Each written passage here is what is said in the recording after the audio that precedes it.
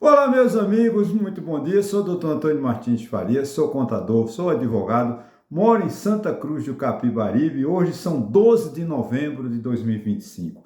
Primeiro quero agradecer a Deus por estar vivo, por você, meu irmão, minha irmã, meu amigo, minha amiga que dá seu like, seu dislike e faz seus comentários. Muito obrigado. Obrigado aos 851 inscritos. Como tá bom? Gente, tá muito fácil, tá muito perto de até o final do ano nós alcançarmos mais de 1.000 inscritos no meu canal. Conto, portanto, com sua ajuda, com sua colaboração. Peça para um amigo, para uma amiga e repasse o meu vídeo para que a gente alcance esse objetivo até dezembro.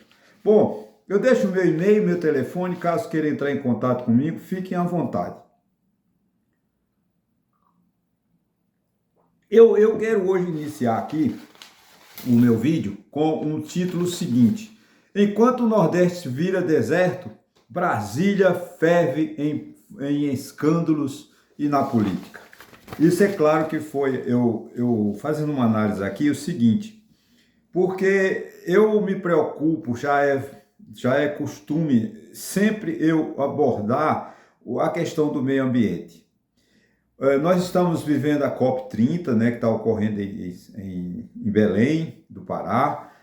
O presidente Lula transferiu a capital do Brasil para lá, isso é muito bom, mostra que o país preocupado, mas é muito importante que a gente olhe também, né, fora da COP30, porque a COP30 termina essa semana ou a semana que vem, e nós vamos continuar no Brasil. Então o Nordeste pode virar deserto.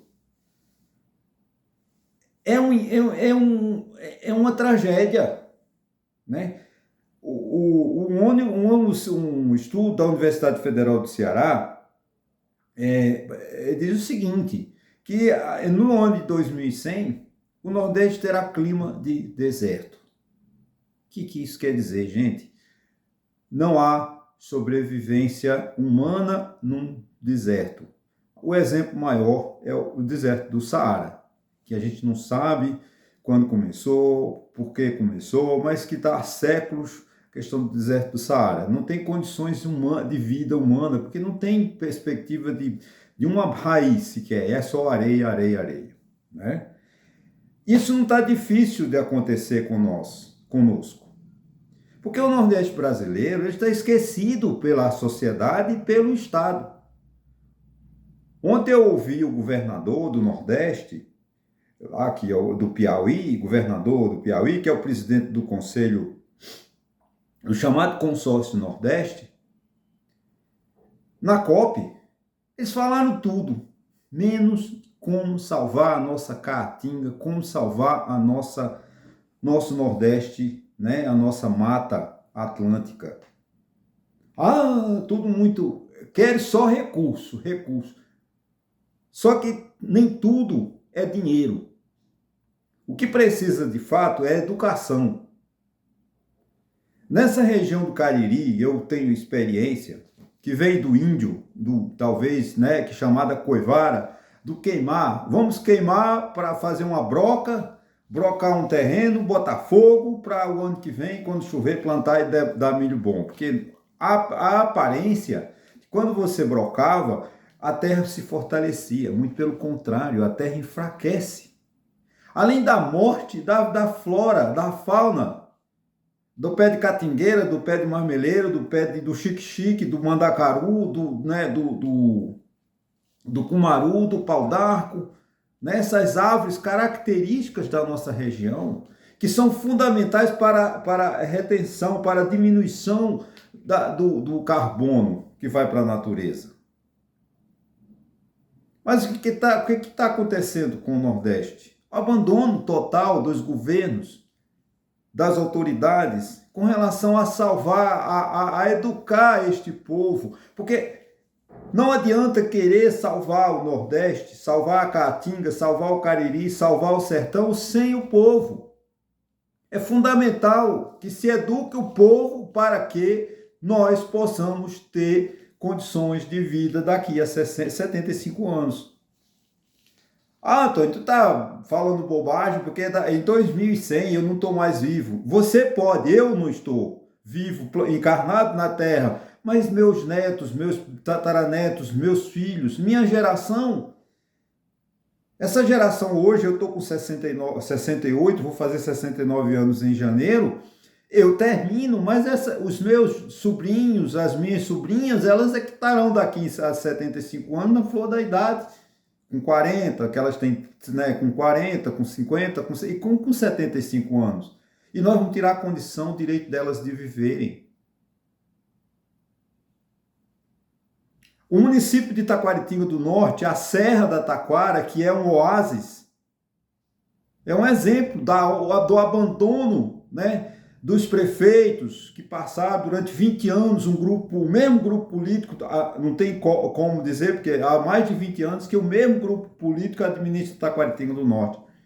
E Taquaritinga do Norte, que foi um centro de água, um brejo, uma riqueza, mas vai virar um deserto. Por quê? Porque você tem 10 metros quadrados, fura um poço artesiano. Gente, a serra, Taquaritinga do Norte não pode ter poços artesianos, porque já tem estudos comprovados pela Universidade Federal de Pernambuco, por todas as ciências, que nessa região a água do subsolo não é forte, não existe, porque nós estamos no Planalto da Borborema, em cima de uma rocha. Mas todo mundo em Taquaritinga do Norte fura um poço artesiano para vender um carro-pipa de água. Quando secar a água do subsolo, Taquaritinga do Norte vira um deserto. Uma cidade linda, um brejo maravilhoso, com um cumbe que está abandonado e virou fazenda, que eu fui lá uns 4 anos, eu chorei.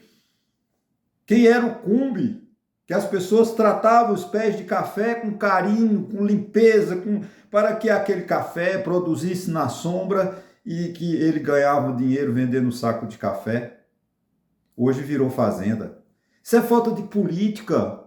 É culpa dos políticos, dos prefeitos e também dos vereadores de todas as tendências políticas. E do Ministério Público, que não vê esse assassinato aos poucos que nós fazemos no município de Taquaritinga do Norte. Com a excessiva busca da água, do dinheiro fácil para vender caminhões-pipas. Agora é muito bom. O prefeito não faz nada porque o prefeito quer o voto, ele quer ser reeleito em 2028. Mas em 2050 e 2060 pode não ter mais Taquaritinga. Não vai ter mais um pé de manga, não vai ter mais um pé de jaca, porque o tempo, a seca, destruiu. É lamentável que o nosso país esteja, a região nordestina, vire deserto. Isso vai acontecer porque já está virando em algumas regiões. A desertificação já é constatada por estudos. E se nada for feito, a situação é muito pior. Agora, voltando para a política. Hugo Mota apronta mais uma. Contra o povo. É bom frisar isso. Repito, Hugo Mota apronta mais uma. Contra o povo. Essa ideia sobre Hugo Mota, gente, é o seguinte. Hugo Mota, né, teve aquela tragédia no Rio de Janeiro, onde um confronto de polícia com pessoas fora da lei, ocorreram 121 mortes. Aí o Congresso Nacional, como sempre, né, se aventura em dar uma resposta através de lei, que não muda nada. Lei não muda criminalidade. Lei não diminui criminalidade. Aumento de pena não diminui criminalidade. Isso já está mais que comprovado. O Código Penal já foi alterado mais de quase 200 vezes. Sempre para o aumento de penas e criação de novos crimes, e a violência aumenta cada dia. Bom, Hugo Mota precisava de chamar a atenção para si, né? E como ele não tem o hábito de botar uma melancia na cabeça e desfilar pelo palácio, pela Câmara, ele chamou o secretário de Segurança Pública de São Paulo, que renunciou ao cargo lá de São Paulo e assumiu de parlamentar. Está no direito. Mas em 24 horas ele apresentou um relatório para essa lei, né, que cria uma lei que vai combater o crime organizado. A ideia foi magnífica, para não dizer o contrário. tirar a competência da Polícia Federal. Ô, cara pálido, peraí. Se há alguma coisa competente, eficiente, que presta bom serviço ao Brasil, é a Polícia Federal. E a ideia da direita, do Centrão, é retirar a Polícia Federal de buscar, de investigar crimes. E quando a Polícia Federal for investigar, só entra no caso se for convidada pelo governo do estado. Ou então ela tem que dizer como fará e quem será investigado. Ou seja, não vai ter mais, a Polícia Federal perdeu a sua função. Não me diga que o relatório do nobre secretário de Segurança de São Paulo, em 24 horas ele preparou uma tragédia tão grave. Ele trabalhou, né? Se nós estamos combatendo o crime, ele trabalhou para fortalecer. Porque quando ele afasta o que há de mais eficiente, o que há de mais competente para investigar, levar para a cadeia as pessoas que cometem deslize, né? Criminosos, né? É a Polícia Federal, ele quis tirar. Aí ele, não, nós agora... Fez um novo projeto, piorou mais ainda. Fez outro projeto, piorou mais ainda. Ou seja, o Mota não está com sorte. Está trabalhando contra o povo. O Centrão, como sempre, trabalhando contra o povo. Porque quando você afasta o que há de bom no Brasil, que é a Polícia Federal, você quer dizer, olha, entregue-se aos bandidos do nosso país. Né? Eu acho que o projeto de Hugo Mota tem que ser morto, enterrado. Se for para o Senado, com certeza será enterrado, porque o próprio presidente da Comissão de Justiça e Constituição do Senado Federal já falou que não será mais uma vez abortado essa estupidez. Não podemos afastar a Polícia Federal de investigar crimes. Até porque os crimes que ocorrem, o crime organizado, não é mais localizado no estado do Rio, no estado de Pernambuco. É um crime, ele está internacional, ele já avançou, ele já ampliou fronteiras. Ele já está fora do Brasil. Então não é a polícia do Rio de Janeiro que vai ter competência para investigar o crime organizado, do grande crime organizado no Brasil, chamado, né, para não dizer outra coisa, as organizações criminosas. Mas... a política em Brasília está fervendo, conforme meu título. Lula tem dificuldade de indicar um novo ministro para o STF. Por quê, né, gente? O Lula quer o evangélico Messias, Jorge Messias, que é advogado-geral da União, não sei, não conheço.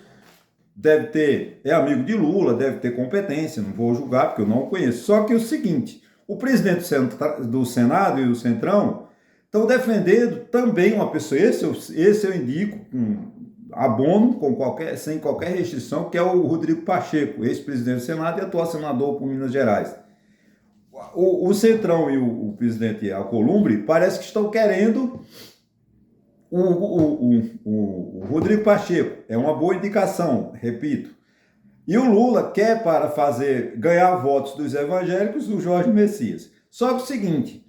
a conta está ficando salgada, né? Porque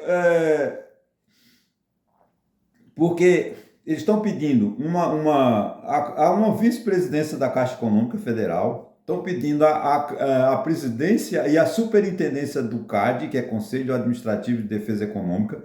Isso tem um poder enorme político. A superintendência, então, nem imagino, né? Vai ser um terceiro escalão aí, para aprovarem o nome do Jorge Messias. Se for aprovado, segundo informações, será por uma margem muito pequena de votos. Poderá, inclusive, ele ser negado, ser derrotado, por questão, não é porque ele não tenha competência, é porque a política está cobrando de Lula esses cargos para poder aprovarem o ministro para o STF, que é um absurdo. A obrigação do Senado é provar se a pessoa tem ou não competência. Não é ficar fazendo conchavo, pedindo cargos para poder aprovar. Né? Outra, dentro ainda do mesmo patamar político, a vice-governadora do Distrito Federal, eu nem sei o nome dela, acho que é Celina, não sei, é vice-governadora, desculpa, não, eu peguei essa notícia no ar, né? Ela é sei que ela é do PP. E ela deu uma declaração à imprensa, e está no Estadão, que a Papuda, a cadeia pública de Brasília, não tem condições de receber Jair Bolsonaro. Ô, cara pálida, que bom, né? Essa cara pálida, eu não sei, acho que era um desenho animado e um professor de direito tributário na Mackenzie, no Rio de Janeiro, falava muito, ô cara pálido, e eu peguei esse hábito, desculpa. Aqui é o seguinte, porque o presidente é doente, tem... bom, vem cá, aí eu pergunto, por mais que eu respeito, né, que ele foi presidente do país, o pior da história, mas foi presidente, portanto merece todo o nosso respeito. Ele que não respeitou o povo e não reconheceu a importância do cargo que exerceu. Isso aí é uma opinião pessoal. Bolsonaro não respeitou a função, a sociologia da função de presidente da República. Ele achou que a presidente da República era um local para ele ganhar dinheiro, para ele falar bobagem, ele não quis saber de ser presidente da República. Ele ocupou o cargo de presidente da República, mas ele não foi presidente da República durante 4 anos, porque ele não exerceu a função de presidente da República, né? A sociologia da função, a sociologia do poder, que seria um processo de estudo mais aprofundado em outro vídeo. Aí foi condenado, as provas estão nos autos, como eu falei, é um excelente processo, e eu recomendo a leitura, que está no STF, ação penal 2668, eu acho, vamos ser por lá, procura no YouTube que todo mundo diz. O YouTube no Google, melhor, no Google diz qual é o número da ação e você tem a íntegra, 2.000 páginas para você, para ser preciso, 1991. Eu estou na página 100 e pouco já, vai estar demorando, mas eu vou chegar lá. Muito bem feita, muito bem elaborada, com muitas provas. Então a questão da condenação de Bolsonaro não pode mais entrar em questão, tá? Em alarme, em perseguição. Ele foi condenado porque tem prova nos autos. Os advogados de defesa de Bolsonaro tiveram acesso a todas as peças, mas não conseguiram uma tese jurídica que tornasse aquelas peças sem prova. O Bolsonaro, no último recurso, reconheceu que tentou dar o golpe de Estado, mas desistiu, né? Essa foi Então, a tentativa de golpe de Estado, o próprio Bolsonaro admite. Para não me prolongar, eu quero dizer o seguinte: se a Papuda não tem condições de receber Jair Bolsonaro, o que estão fazendo os outros presos lá? Não sei quantos presos tem em Brasília. Desculpa, eu não pesquisei, porque não faz, né? Tem pessoas na mesma idade de Jair Bolsonaro, piores doenças do que Jair Bolsonaro, que sequer são examinadas por um médico. Por que aquele povo lá ninguém defende? Por que os sei lá quantos presídios tem no Brasil? Não sei quanto. Ele teria que consultar o Conselho Nacional de Justiça. 840 mil presos nós temos no Brasil, aproximadamente. Desses 840 mil, pelo menos 40 mil estão na mesma condição de Jair Bolsonaro e o Estado fecha os olhos, a vice-governadora do Distrito Federal e aquele incompetente Ibanez Rocha, que eu nunca vi um político tão incompetente do Distrito Federal. Olha, eu acho que é o pior governador que o Distrito Federal já produziu. E essa criatura ainda quer ser senador. Pelo amor de Deus! É muita incompetência desse governador de Brasília. Um lugar tão fantástico. Eu amo Brasília. Eu morei 8 anos em Brasília. Tenho amor. Faz um ano. Acho que um ano. Hoje, 12, eu estava voltando. Não, voltei no dia 13. Amanhã faz um ano. Fará um ano que eu retornei de Brasília. Então, morro de saudade de Brasília. E o povo de Brasília é maravilhoso. Mas tem um governador que é um horror. E essa vice-governadora, ela não olhou para os outros presos. Para isso não importa, que são pobres, condenados lá. Gente, só detalhe. Essa governadora, ela está cometendo, não vou dizer um crime, mas ela está cometendo uma injúria, porque ela está dizendo o seguinte: Bolsonaro eu defendo, mas os outros que se dane, porque está no artigo 5º da Constituição. Por mais cargo, por mais privilégio que tenha o Bolsonaro, ele é igual a todos nós. O artigo 5º da Constituição é bem claro, todos são iguais perante a lei, e é essa a Constituição. Não pode ter um privilégio para Jair Bolsonaro, mesmo ele sendo o ex-presidente da República. Não aceito, por exemplo, que chegue lá, abra a porta do presídio e joga o Bolsonaro às moscas, lá no meio de sei lá de quantos presos tem. Ele, como ex-presidente da República, ele vai ser linchado. Isso, o Estado pode fazer isso. Tem que ter uma cela especial, concordo. Agora, dizer que a Papuda não tem condições de ter Bolsonaro como detento, porque Bolsonaro é especial, é agredir a integridade ao ser humano. É agredir a todos os moradores do Distrito Federal e agredir a todos os brasileiros e a humanidade. Porque Bolsonaro não é melhor do que ninguém. Bolsonaro é igual a todos. Gente, muito obrigado. Uma boa quarta-feira para todos vocês. Que Deus nos proteja e nos guarde e até sexta-feira, se assim o desejar. Se você chegou até aqui, por favor, se inscreva no meu canal, dê o seu like, seu dislike, faça seus comentários e aumente o número, a minha chance de até dezembro nós ultrapassarmos o número de 1.000 inscritos. Muito obrigado mais uma vez e até a próxima.